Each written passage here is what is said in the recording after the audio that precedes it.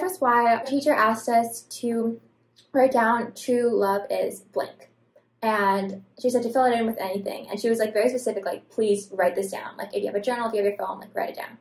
And I wrote it down, and I was thinking about it, and then I was asked to give the morning devotional the next day. So I, like, that night when I was pondering and, like, praying about and, like, trying to figure out what to do my lesson on, like, the answer, like, that prompt, like, came into my head, and it was, like, true love is unconditional.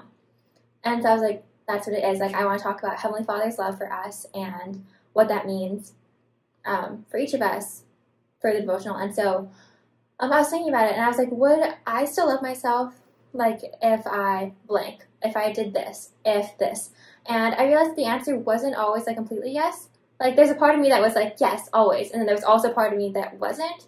And I was, like, very, very, like, I was kind of like, oh my gosh, like, I need to love myself the way that Heavenly Father loves me. And that's hard. Like, I've been praying for His help in loving all of His children and seeing all His children more of the way that He does.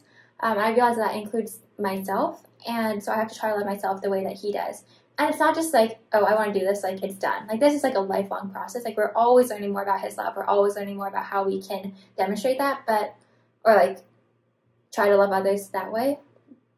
But yeah, I don't know. I just realized, like, to me, it's like such a gift to be able to love others unconditionally, because, like, Heavenly Father is a harder job. Like, He has to judge and, like, final judgment and stuff, but, like, all He asks us to do is love. And that's not always easy, but I do feel like it's just such a gift, like a burden to just been lightened, because all you have to do is love.